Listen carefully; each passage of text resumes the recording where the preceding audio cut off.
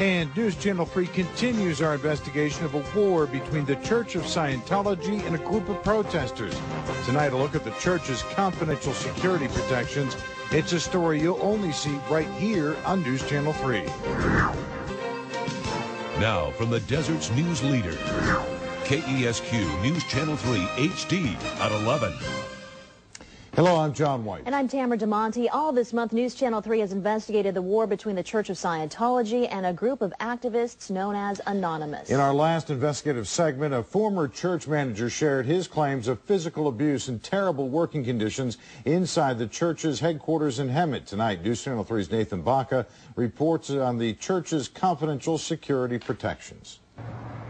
What is life like inside Hemet's in-base headquarters for the hundreds of Scientologists who live and work here? Former members out in the open and members who are still inside the church but whose identities we are keeping confidential tell News Channel 3 these inside details. Up until the late 90s, every member inside got 5 cards. There's a pay card, a birthing or housing card, a chow card, a social card, and a bonus card. If the production statistics for a worker or their team go down, then management can take 1 or 2 cards away. If somebody lost their chow card, they'd have to make do on rice and beans. If somebody lost their birthing card, they'd be kicked out of their apartment. And if somebody lost their pay card, that meant that they got no money. The card system was dropped some years back, but the system of privileges and punishments remain. Workers typically get $50 a week in cash on Fridays. To keep up with management production goals, some work up to 100 hours a week. Confidential int-based sources say internet usage is severely restricted, and all letters written inside are read first by the church's Office of Special Affairs. Documents obtained by News Channel 3 state the Office of Special Affairs regularly works with private investigators. Workers produce e-meters used by the church, promotional videos, and books. Since the workers are given room and board, they are told they do not get paid minimum wage because they are religious workers. Some are members of the Elite C organization. These administrative and intelligence workers sign contracts lasting 1 billion years. When it comes to security, these spiked fences called Ultra Barrier are no secret. Confidential Scientology security sources tell us that these were put in place after equipment thefts more than 20 years ago. And now it's no secret there's a camouflage observation post in the hills above. Our cameras spotted it. But when it comes to weapons, this place is loaded.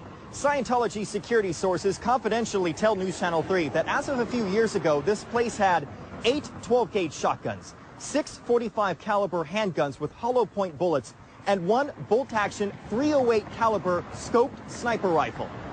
And as far as all the cameras, they went up after multiple drive-by shootings 15 years ago. The Sheriff's Department began to appreciate the cameras on the roadway. Every time there was a chase or suspected criminal driving on Gilman Springs Road, the church handed over their video when asked to police and began a close relationship.